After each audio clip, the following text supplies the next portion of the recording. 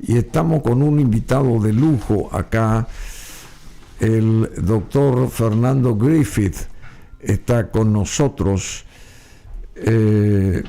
Fernando Griffith fue ministro de Cultura, conferencista, estudioso de la historia paraguaya.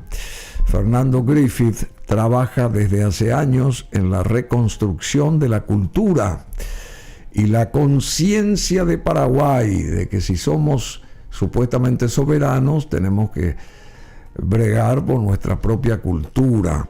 Como vía también la conciencia de que Paraguay debe recuperar su dignidad como país y debe conseguir justicia como país y por ende paz para su pueblo como país independiente. Es un reconocido conferencista, Fernando Griffith, ex ministro de Cultura en el gobierno Cartes, docente y estudioso de la historia paraguaya. Es el fundador del proyecto educativo Paraguay Poderoso,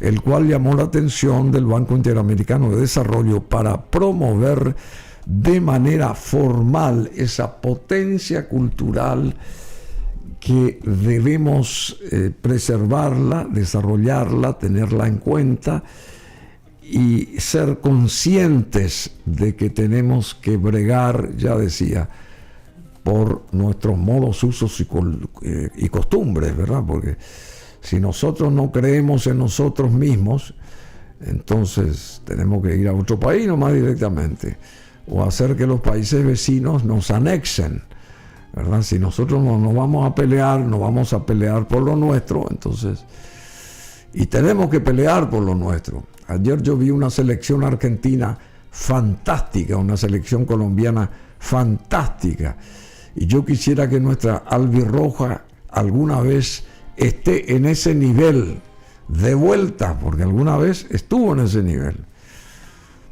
y decayó muchísimo, pero no quiero entrar en Honduras respecto a esto, sino simplemente nos falta esas agallas que antes sí tenía el seleccionado de fútbol de Paraguay, y esa lucha, esa valentía, esa agresividad en el campo para lograr los objetivos. Eso es lo que nos falta, y eso de sobra demuestran seleccionados como el de Argentina y el de Colombia. ¿Qué tal, querido Fernando Griffith? Gracias por estar acá, un altísimo honor. El honor es mío, Bruno. O sea, es el cariño y admiración que te tengo. Igualmente, muchas gracias. Decime, ayer fue 14 de julio, la toma de la Bastilla, pero antes, rápidamente, ¿cómo estamos en cultura? Sí, yo estoy escuchando unas voces que discrepan, que no están de acuerdo con cómo se maneja nuestra cultura. Después de 20 años, Margarita Morselli, tengo entendido, dio un paso al costado ahí. En la Fundación Cabildo hay otra persona que ocupa ese lugar. Y en líneas generales, ¿estamos bien conducidos o hay dificultades en el ámbito cultural? En base a esto que dijimos antes, si nosotros no peleamos por la dignidad cultural nuestra, entonces tenemos que mudarnos de país, ¿verdad? ¿Cómo estás visionando esta historia? Bueno, dificultades siempre hubo y creo que siempre habrá, ¿verdad? Pero primero tenemos que tener conciencia de qué es la cultura, Bruno. La cultura no son las artes, las letras, la música. Esas son las manifestaciones de la cultura. Si hay algo subyacente que está mal, si hay algo subyacente en nuestras creencias, en nuestros valores, entonces se va a ver reflejado evidentemente en la cultura. Víctor Hugo decía, Víctor Hugo, el escritor francés, decía, la cultura es el reflejo de la sociedad. Las artes son ya el reflejo de la sociedad. ¿Qué hay en nosotros? Es el tema, ¿verdad? Yo sostengo firmemente que, por ejemplo, la corrupción es incompatible con el patriotismo. Es completamente incompatible. Entonces, Si nosotros tuviéramos más gente que ame a su país, más que a sí misma, más que a sus propios intereses, lógicamente ese es un apalancamiento para el desarrollo. Y se va a alejar de la corrupción. Claro, va a tener una identidad rota si hace algo, ¿no es cierto? Porque en su propia identidad, su propia imagen personal va a ser afectada por un acto de corrupción. Por lo tanto, no lo va a hacer. Él va a repetir en su mente, no, mi mamá me dijo, mi papá me dijo, nosotros somos así. O sea, ese freno a la falta de virtud, lógicamente viene de los procesos familiares, culturales, sociales, que llamamos cultura. Entonces, una cultura de honestidad, una cultura de integridad, lógicamente es un gran apalancamiento para el desarrollo. Por lo tanto, no es simplemente recordar a nuestros héroes o valorar el guaraní o hacer exposiciones.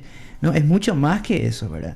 Pero lógicamente una protección de la cultura va a tener que involucrar a todos esos procesos, ¿verdad? Desde nuestras músicas, nuestras costumbres, por supuesto, porque estamos haciendo un vallado ante los procesos que denostan de que, por supuesto, hay valores, hay muchos en todo el mundo y muchas veces no coinciden con los nuestros, ¿no es cierto? Y esto que vos decís, parafraseando este título que me gusta muchísimo de tu autoría, este proyecto educativo, Paraguay Poderoso. Claro. ¿Cómo podemos volver a, digamos, sí, vanagloriarnos o apostar por el poderío de un país a través de la cultura, Sí, como vos decís? exacto. No se alejarnos trata- de la así corrupción. ¿Y cómo se concientiza esta historia Mira, del Paraguay Poderoso? Te doy un ejemplo, Bruno.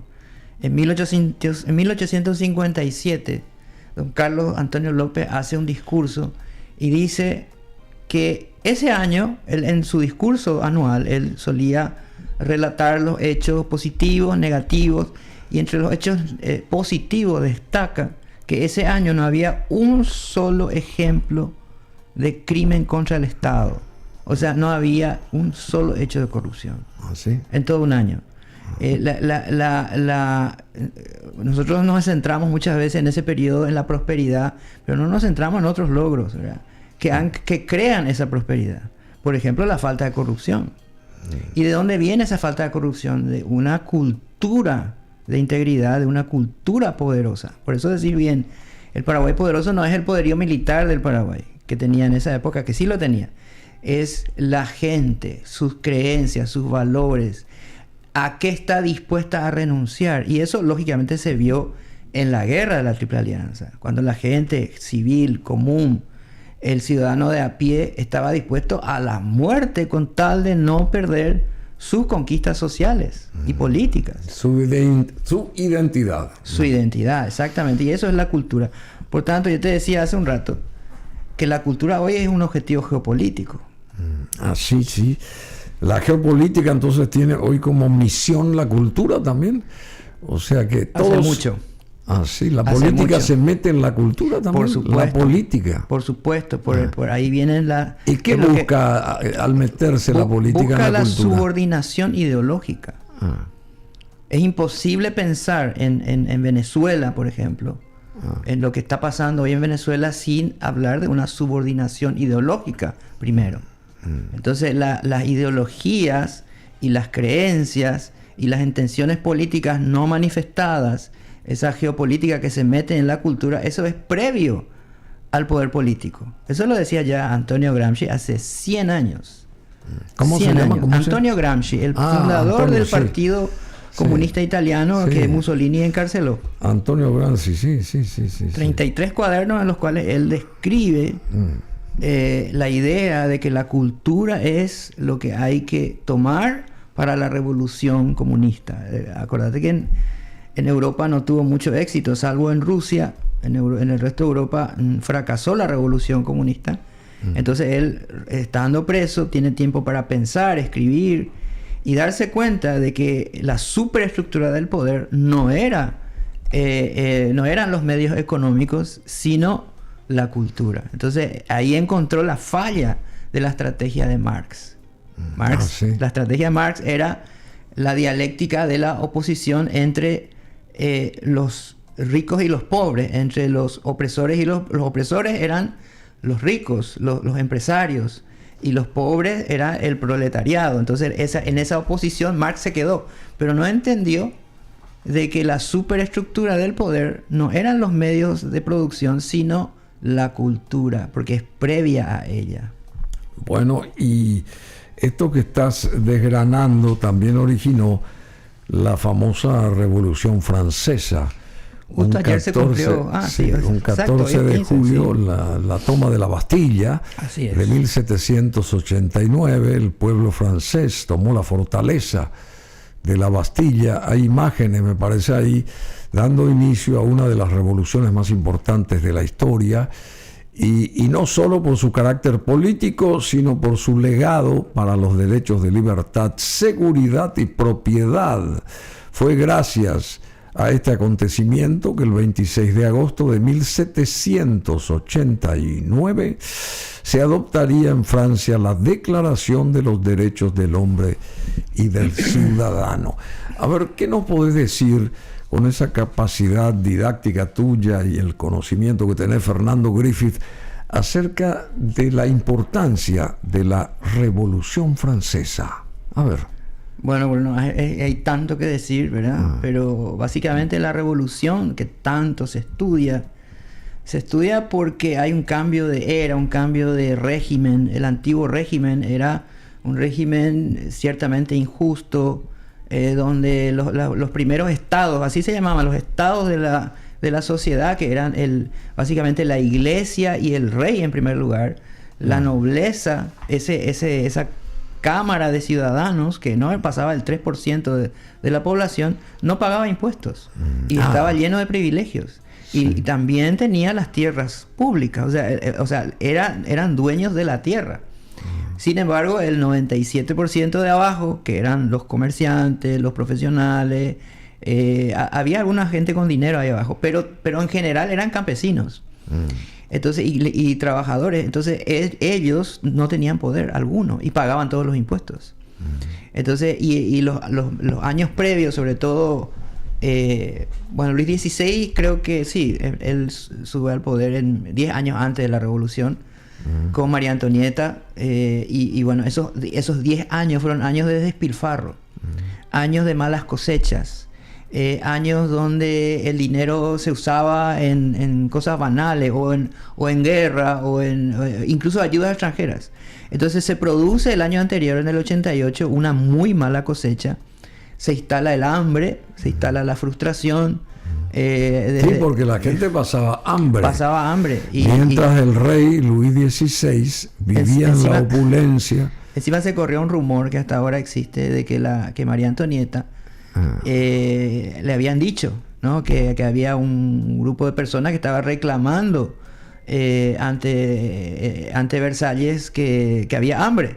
Entonces ella dice que, no, eso no está probado realmente, que ella dice, no hay pan, entonces que coman tortas. Y así mismo. Y eso generó por más de que no se sabe si lo dijo o no realmente, generó una chispa, ¿no es cierto? Pero esa chispa ya viene antes, Bruno. Hay que entender que la Revolución Francesa no es la toma de la Bastilla. Eso fue un evento dentro de la Revolución.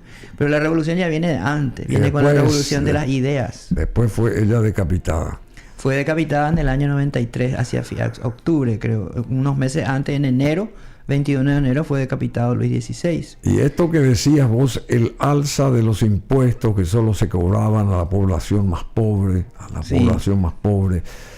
y a la burguesía de clase media, detonó el malestar del pueblo que ya se encontraba inmerso en la miseria, la injusticia y el abuso de la nobleza. Sí, pero Julio, hay que también, creo, ser bien profundo en el análisis de la revolución. A ver. No, a veces pintamos de colores la revolución, pero no nos olvidamos de muchas cosas muy importantes. A ver, ¿cómo cuáles? Por ejemplo, la revolución se sustenta sobre las ideas, ¿verdad? O sea, para mí lo más importante son las ideas de la Ilustración, porque así se llamaba ese periodo. Acordate, ahí salen filósofos importantes que hasta hoy, por supuesto, tienen impacto en el pensamiento occidental. Rousseau, Voltaire, el barón de Montesquieu, aquel que hizo la separación de poderes, ¿no? La idea de separar en 3 poderes. La idea de la república es finalmente de él. Que la soberanía... El barón de Montesquieu. El barón de Montesquieu, que nació es exactamente igual que yo, un 18 de enero, ¿verdad? 18 de Así enero. se llama, sí. Con razón no se llamaba... Claro. Tanto predicamento. Es una situación fortuita. Pero bueno, Montesquieu habla de la soberanía y que la soberanía debe residir en el pueblo. Entonces, tanto las ideas de Voltaire, que yo adhiero mucho más a ellas que a las de Rousseau y las de Montesquieu, se empiezan a publicar. Y esto es lo más importante quizás, Bruno. La enciclopedia. La enciclopedia nace unos años antes porque Diderot, que se llamaba así, Denis Diderot, y otro fulano de Lampert, que eran 2 intelectuales. El enciclopedismo. Exactamente, se les ocurre traer todo el pensamiento, todos los artículos científicos, todo lo que se sabía en la época y hacer un compendio al cual le llamaron la enciclopedia.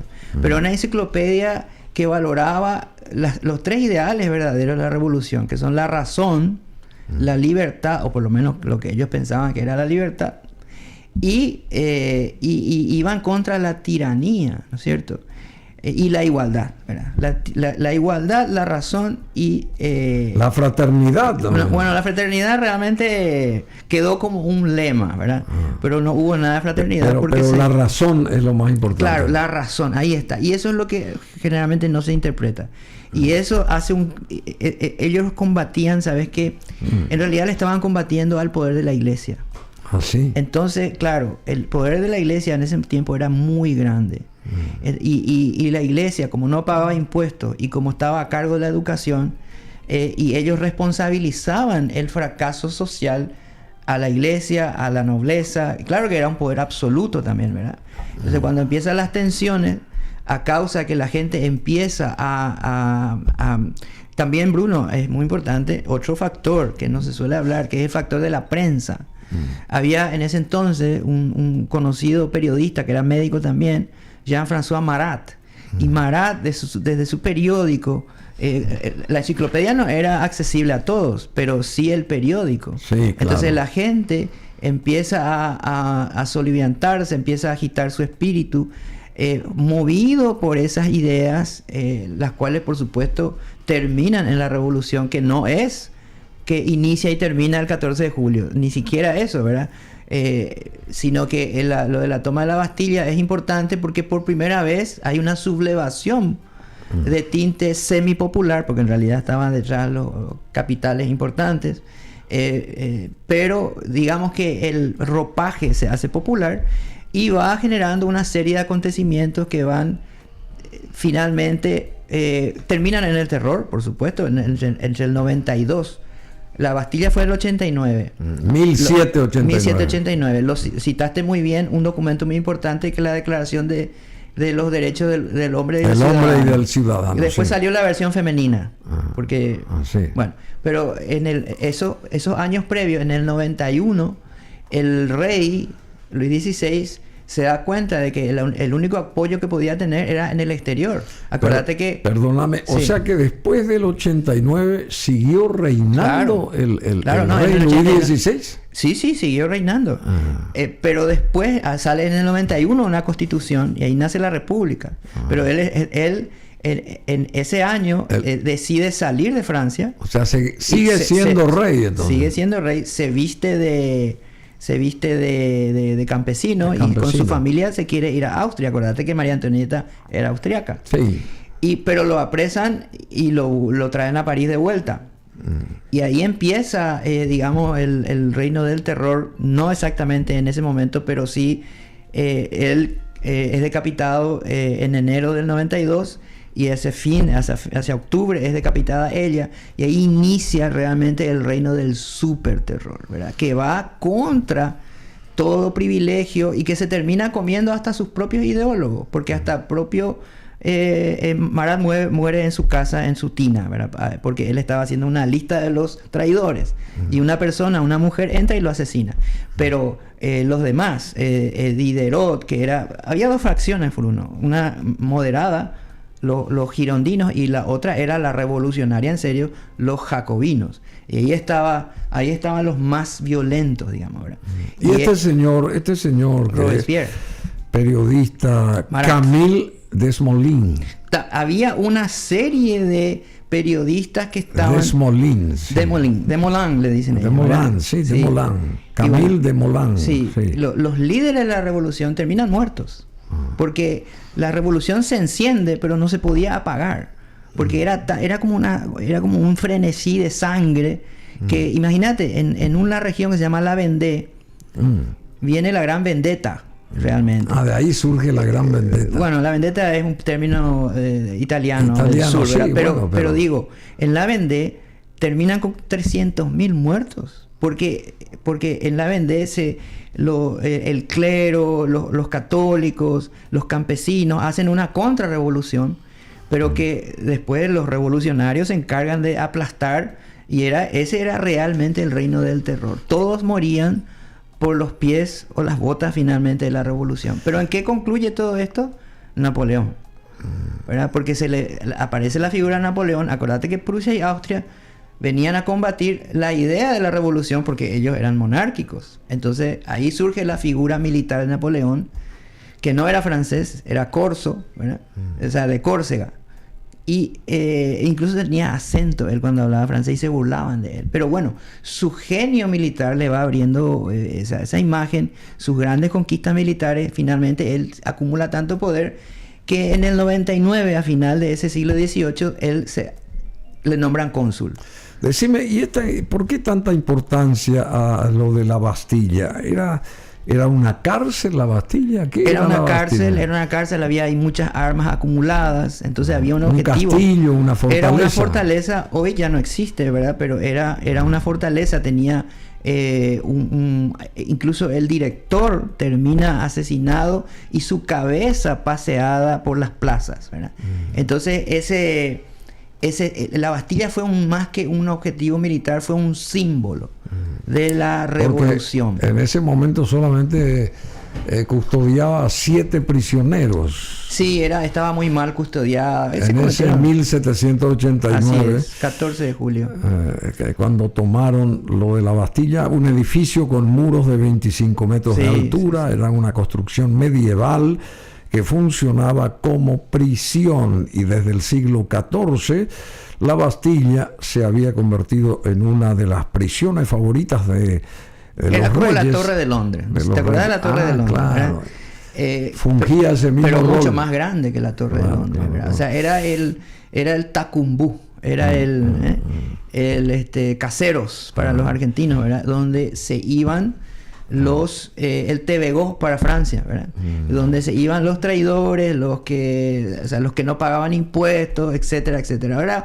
Era un símbolo de la injusticia. Por eso es que fue tan importante la toma de la Bastilla. La toma de la Bastilla enciende la revolución, pero no la puede apagar. Bueno, aquel 14 de julio de 1789, en la Bastilla había únicamente 7 prisioneros. Sin embargo, era un edificio que representaba la tiranía y la opresión de la monarquía absoluta que regía en Francia bajo el reinado de Luis XVI. Y capturar la Bastilla fue un gran triunfo para la población.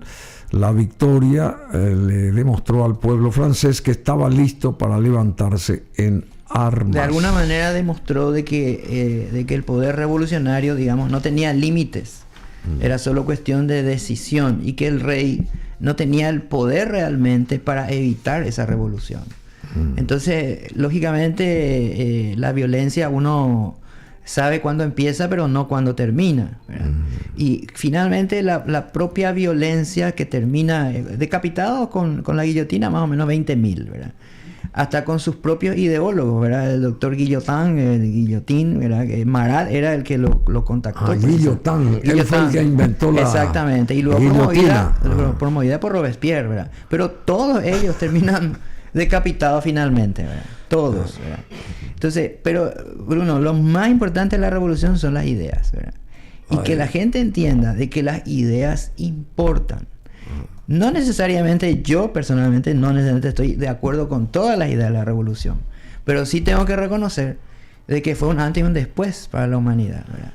Y que ese empleo de la razón, que ellos se dan cuenta que la razón te puede llevar a una situación de poder, tiene un límite humano, ¿no es cierto? Entonces, ese límite humano después aprovechan los nuevos filósofos ya en el siglo finales del 19, como Nietzsche, o ya en el 20, como los posmodernos, y dicen, la diosa razón está muerta.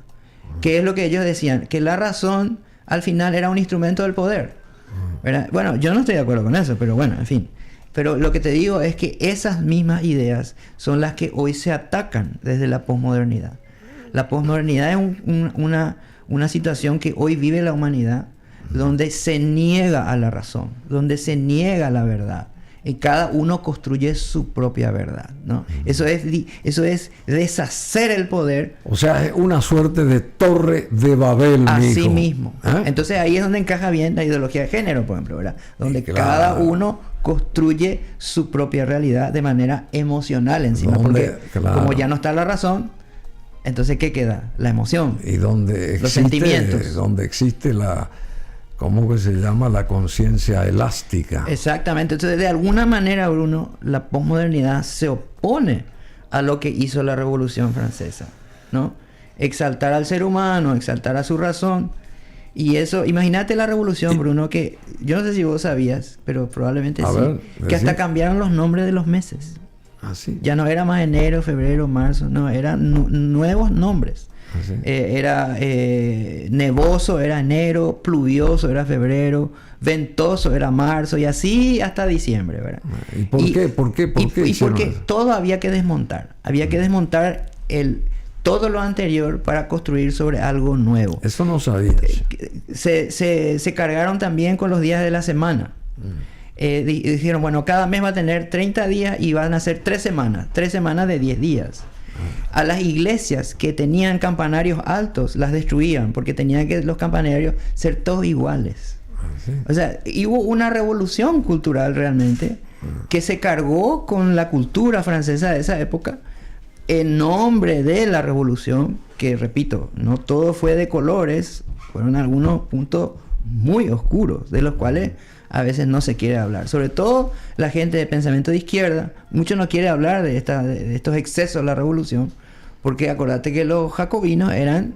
Ahí de hecho se generó la división entre izquierda y derecha, porque en la asamblea se sentaban a la izquierda los jacobinos, Robespierre y todo su equipo, y Brissot y todo el equipo de los girondinos a la derecha. Y a la derecha estaban los monárquicos, los que querían restituir a la monarquía, una república, mejor dicho, una monarquía parlamentaria, ellos querían. En cambio, los de izquierda querían... Los de la derecha. Los de la derecha querían una monarquía parlamentaria. Los de la izquierda, o sea, los jacobinos, sí, los más violentos, querían una república. Finalmente se instala la república. Bueno, la República Francesa. Bueno, querido, vos tenés que volver, Fernando Griffith, vos sabés demasiado. ¿Y cómo soy muy chismoso. No, bueno, puede ser, es parte del saber tanto. Decime, y esto de Paraguay poderoso, ¿dónde encastra aquí dentro, teniendo como ejemplo, digamos, esto de la toma de la Bastilla de 1789? Todo encaja, Bruno. Había un escritor que ya desgraciadamente falleció, un historiador, Edgar Allan White, americano. Y él decía, la verdadera revolución, así decía, él lo decía y lo escribió. La verdadera revolución, ¿quieren saber dónde fue? Ni la rusa, ni la inglesa, ni la francesa, ni la americana, ni la cubana. La verdadera revolución ocurrió en el Paraguay. Así decía. Así decía. ¿Por qué? Porque en el Paraguay, a diferencia de todos esos otros procesos, realmente gobernó el pueblo. La revolución comunera. No, eso fue un intento fallido, pero fue el primer grito de libertad en América. Sí. Pero la verdadera revolución ocurre cuando Francia, que era muy popular entre las clases populares, descabeza a todo poder por encima del pueblo. Y se instituye él deposita todo el poder en sí, descabeza toda idea de pertenecer a Buenos Aires, a Portugal, de pertenecer a cualquier otro poder, incluso descabeza la Iglesia Católica, porque no crea una nueva iglesia en Paraguay, desconociendo a Roma.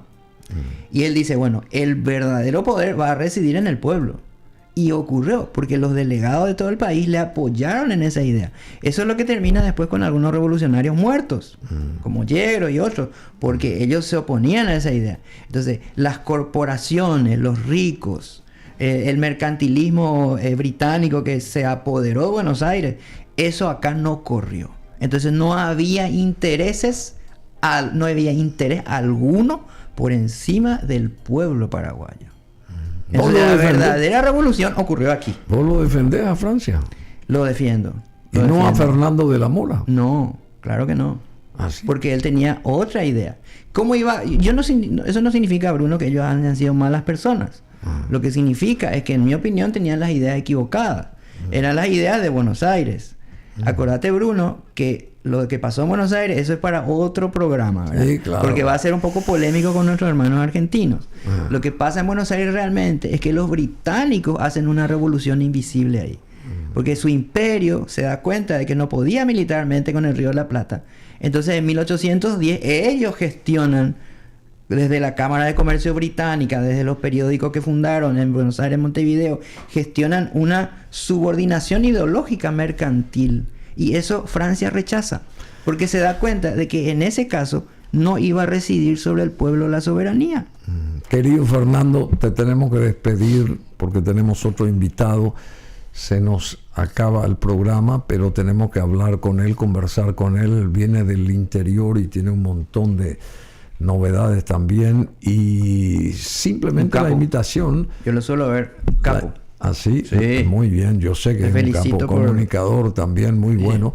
Decime, vos tenés que volver pronto, Fernando. Cuando digas, ya estoy bien, o sea que... Porque realmente es un placer conversar contigo. Te agradezco mucho, igualmente, Bruno. Se unen objetivos, se avanza y hay que refrescar, reverdecer todo lo que nos pasó, porque si no conocemos lo que pasó, entonces ¿cómo podemos? ¿Quién podrá rescatarnos? Decía el Chapulín, si nosotros mismos no nos levantamos por nosotros, ¿verdad? ¿Y qué prospección vamos a poder imaginarnos si no sabemos de dónde venimos? ¿No te parece? Así es. Bueno, Fernando Griffith, ex ministro de Cultura, estuvo con nosotros, conferencista, un señor que sabe mucho.